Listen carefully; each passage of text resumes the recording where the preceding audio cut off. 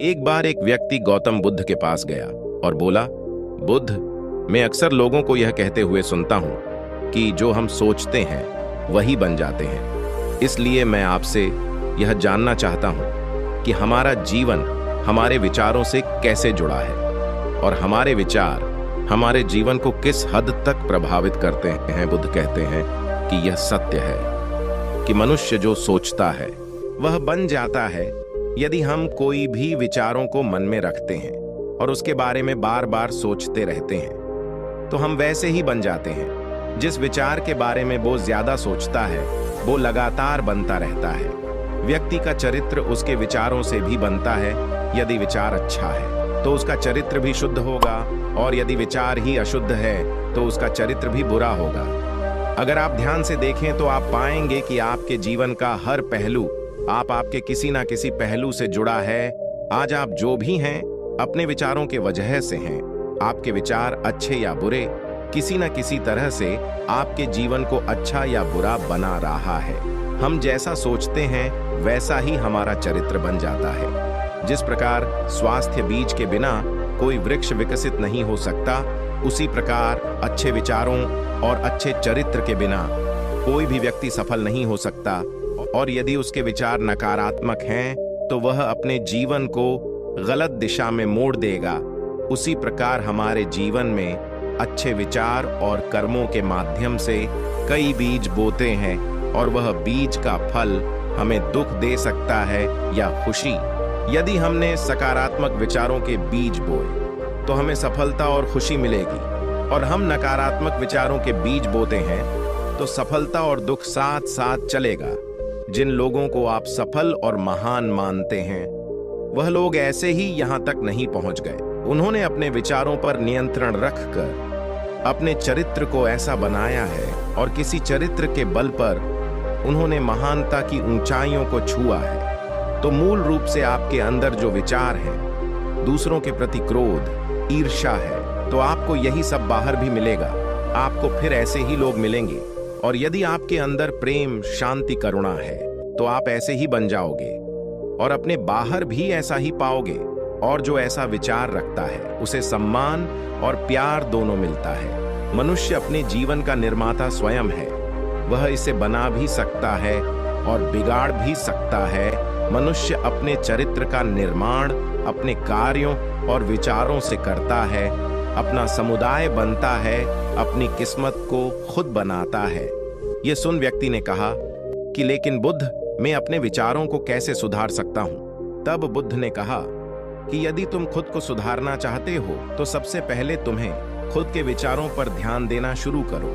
दिन भर यह देखो कि तुम क्या सोच रहे हो। क्या तुम दिन भर बुराई और लोगों के प्रति नफरत पाल रहे हो?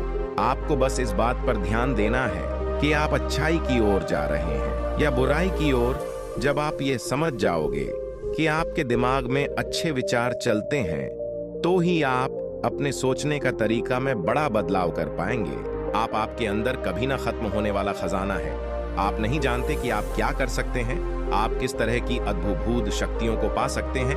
आपने महान योद्धा और महान लोगों के बारे में तो सुना ही होगा। यदि आपको उनकी शक्तियों पर विश्वास नहीं है तो आपको यह समझना होगा कि बिना आग के धुआं नहीं होता। ठीक उसी प्रकार जरूर उनमें कोई ऐसी बात होगी जिनके वजह से उनके बारे में इतना कुछ लिखा और बोला गया है। तो अब कौन लोग थे जो दुनिया में महान योद्धा और आदर्श के रूप में पूजे जाते थे? तो यदि हम और गहराई से सोचें तो यह दुनिया के वह लोग थे जिन्होंने अपने अंदर के अटूट खजाने को पहचाना। वह लोग अभ्यास करते रहे और सभी की भलाई करने वाले लोगों की मदद करके खुद को बेहतर बनाते रहे, और तभी वह दुनिया में महान और अमर हुए।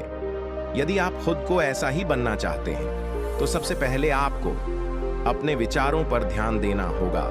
बुद्ध ने आगे कहा कि एक मानव मन की बगीचे से तुलना की जा सकती है।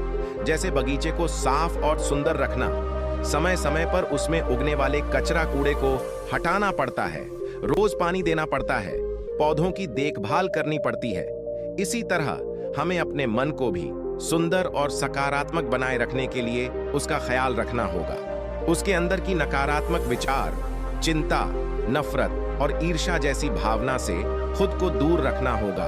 और इसके लिए आपके अंदर चल रहे विचारों पर आपको ध्यान देना होगा। किसी भी व्यक्ति के अंदर उसके विचार और चरित्र लगभग उसके आसपास के वातावरण और परिस्थितियों पर निर्भर करता है। लेकिन इसका मतलब यह नहीं है कि किसी व्यक्ति की स्थिति खराब है। उसके विचार सदैव त्रिपूर्ण रहेंगे। वह उन पर ध्यान देकर अपने विचारों को बदल सकता है। और जैसे ही व्यक्ति के विचार बदल जाते हैं तो उसका चरित्र, उसका काम करने का तरीका भी बदल जाता है। ये सभी चीजें धीरे धीरे सीखनी होती हैं। विचारों के काम करने के तरीके को समझना होगा। आपको सबसे पहले यह स्वीकार करना होगा कि जो काम सामने वाला कर सकता है वह आप भी कर सकते हैं। आपको बस बार बार इसका अभ्यास करने की जरूरत है। नई चीजों को सीखने की जरूरत है। जैसे जैसे आपका मन बदलेगा तो आपकी परिस्थितियों भी बदलेगी। आप नए विचार बीज के रूप में मन में डालते जाएंगे। यह धीरे धीरे आपके चरित्र और कार्यों में दिखना शुरू हो जाएंगे।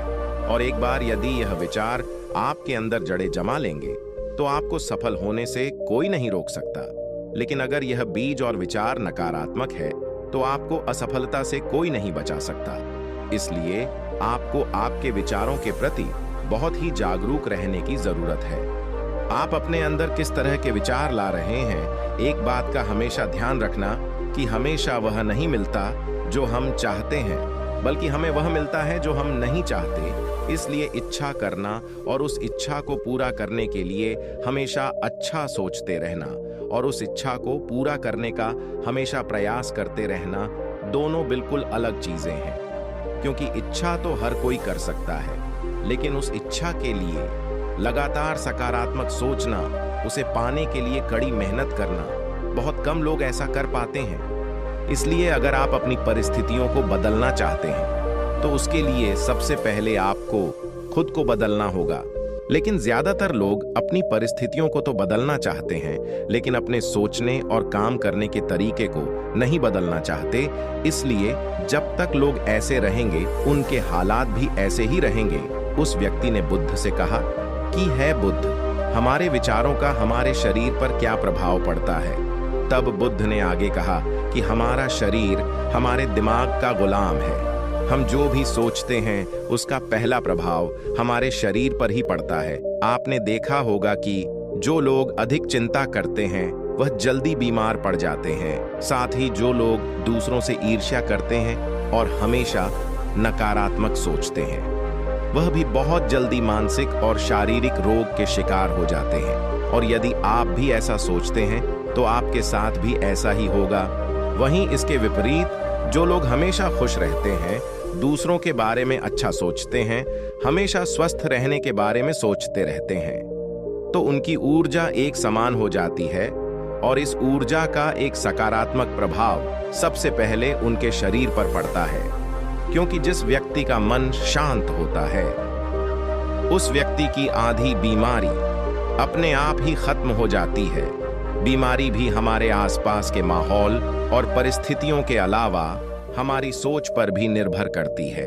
एक कमजोर और बीमार विचार हमारे शरीर को भी कमजोर और बीमार बना देता है। आपने आसपास देखा होगा कि जो लोग बीमार होने से सबसे ज्यादा डरते हैं, वह लोग सबसे ज्यादा बीमार पड़ते हैं। इस डर ने लाखों लोगों की जान ले ली है। इसके विपरीत जो लोग अपने शरीर के बारे में हमेशा अच्छा सोचते हैं, जो स्वास्थ्य और मजबूत महसूस करते हैं और जिनके विचार अच्छे शुद्ध होते हैं, वह सकारात्मक रहते हैं, तो उनका शरीर और भी मजबूत हो जाता है। वैसे भी हमारा शरीर एक उपकरण है और हमारा मस्तिष्क उस उपकरण को नियंत्रित कर रहा है। जैसा अच्छा भोजन हमारे शरीर के लिए जरूरी है, ठीक उसी प्रकार एक अच्छी सोच भी हमारे शरीर के लिए जरूरी है, बहुत महत्वपूर्ण है। जैसे ही आपके विचार शुद्ध हो जाएंगे, इसका सबसे पहला असर आपके शरीर पर दिखाई देगा। एक शुद्ध और सकारात्मक दिमाग आपको कभी भी खराब खाना खाने नहीं देगा। इसलिए सबसे पहले अपने दिमाग को नियंत्रित रखें और फिर यही दिमाग आपके शरीर को हर बीमारी से बचाएगा। यदि कोई बीमार और कमजोर व्यक्ति अपने शरीर को पूरी तरह से स्वस्थ बनाना चाहता है, तो उसे सबसे पहले अपने शरीर को ठीक करना है विचार को शुद्ध करना चाहिए। विचार और मन उसे प्रकृति के संपर्क में रहना चाहिए, उसे सूरज की रोशनी में रहना चाहिए और एक सेकंड के लिए भी उसे अपने शरीर के बारे में नकारात्मक नहीं सोचना चाहिए। वह जैसा स्वास्थ्य चाहता है उसे वैसा ही महसूस करना चाहिए और उसे पूरा विश्वास है कि वह वैसा बन सकता है। उस व्यक्ति ने कहा कि बुद्ध, अब आप मुझे बताएं कि हमारे विचार हमारे लक्ष्य को कैसे प्रभावित करते हैं। तब बुद्ध कहते हैं कि जब तक हमारा लक्ष्य हमारे विचारों के अनुरूप नहीं होगा तब तक हमें सफलता नहीं मिल सकती।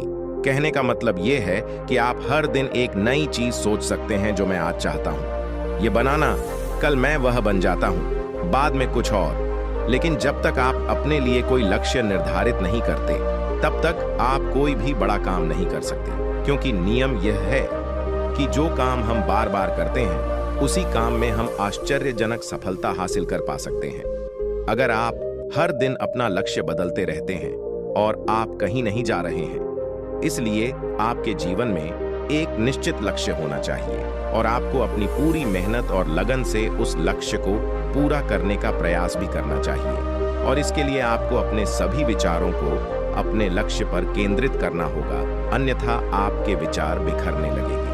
और हो सकता है कि एक बार आप असफल हो जाएं या आपको शुरुआत में सफलता न मिले तो दूसरे को देखकर आपके मन में यह ख्याल आने लगा कि यह काम तो आसान है। जब वह इस काम को कर सकता है तो मैं भी इसे कर अच्छा पैसा और नाम कमा सकता हूं।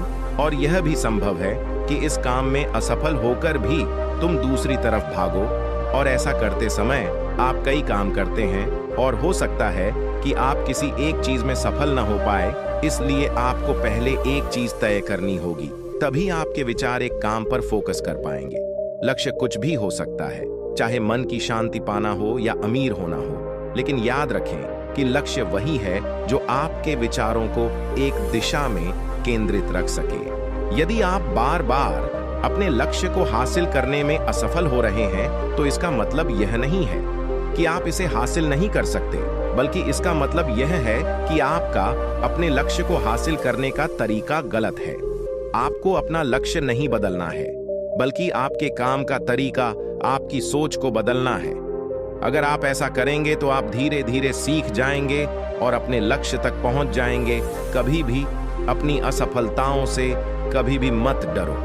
अगर आप अपने जीवन में कुछ बड़ा हासिल करना चाहते हैं तो आपको अंदर से बहुत मजबूत होना होगा, क्योंकि चाहे लोग आपसे कुछ भी कहें, आपको अपनी बातों से कमजोर और हताश करने की कोशिश करेंगे। इसलिए अगर आप डरेंगे तो आप किसी भी लक्ष्य को हासिल नहीं कर पाएंगे, सफल नहीं हो पाएंगे, क्योंकि आपका डर आपकी सभी आशाओं को नष्ट कर देता है और आपके सभी विचार आपके डर तक ही सीमित रह जाएंगे, क्योंकि डर डर के आप खुद को शारीरिक और मानसिक रूप से बीमार बना लेते हैं। और तब आपको समझ आएगा कि आपने अपने झूठे डर के एहसास में कितनी बड़ी गलती कर दी, और तब आपको खुद को उस स्थिति से बाहर निकालना मुश्किल हो जाएगा। इसलिए सबसे पहले एक लक्ष्य बनाएं ताकि आपके विचार उस पर केंद्रित हो सके, और उसके बाद भी यदि आप बार बार असफल होते हैं तो आप घबराएं नहीं, क्योंकि यह लक्ष्य हासिल करने का ही एक हिस्सा है। और पूरा विश्वास रखें कि आप एक दिन जरूर सफल होंगे और एक दिन तुम हो जाओगे। व्यक्ति ने बुद्ध से कहा, बुद्ध, विचारों और मन की शांति के बीच क्या संबंध है? तब बुद्ध ने कहा, मन की शांति एक ऐसा खजाना है जिसे दुनिया के 1% लोग भी हासिल नहीं कर सकते, और जिसने इस खजाने को हासिल कर लिया वह दुनिया का सबसे भाग्यशाली व्यक्ति है। वह भीड़ में अलग दिखता है। यह कहना उतना आसान नहीं है जितना दिखता है। मन की शांति काफी लंबे समय तक केवल आत्मनियंत्रण के माध्यम से ही प्राप्त की जा सकती है। जब कोई व्यक्ति खुद को समझता है कि दुनिया प्यार के बीच के अंतर को समझती है, तो उसके अंदर नफरत, डर और ईर्ष्या जैसी भावना खत्म हो जाती है। तब एक दिन व्यक्ति को मन की सच्ची शांति मिल सकती है, और यही हर एक व्यक्ति का अंतिम लक्ष्य होता है। एक शांत व्यक्ति सबसे खराब परिस्थितियों में भी खुद को नियंत्रित कर सकता है। एक शांत व्यक्ति के पास जितनी मानसिक शांति होती है उतनी किसी के पास नहीं हो सकती। शांत व्यक्ति का अर्थ है वह व्यक्ति जिसका मन पूर्णतः शांत हो, जैसे ही आपका मन शांत हो जाता है, आपके सभी विचार शांत हो जाते हैं। तब आपको महसूस होगा कि आपका दिमाग कितना सच में शक्तिशाली है। जैसे ही आपको मानसिक शांति मिलेगी, आप महसूस करेंगे कि आपकी मानसिक शांति इतनी बढ़ गई है कि आपके लिए सब कुछ आसान हो गया है। आप जहां भी हो, आपकी परिस्थितियों जो भी हो, आप उसे स्वीकार करना शुरू कर दोगे। और यदि आप इस मुकाम को हासिल करना चाहते हैं, तो इसके लिए आपको शुरुआत अपने विचारों से करना होगा। आपको अपने विचारों पर नियंत्रण करना होगा और आप ही ये केवल ध्यान के माध्यम से ही करना होगा। इतना कहकर बुद्ध मौन हो जाते हैं और ध्यान करने लगते हैं और व्यक्ति भी उन्हें प्रणाम कर लौट जाता है। दोस्तों, आपने क्या सीखा इस कहानी से? कमेंट करके जरूर बताएं। वीडियो पसंद आती है तो वीडियो को लाइक और चैनल को सब्सक्राइब कर दें।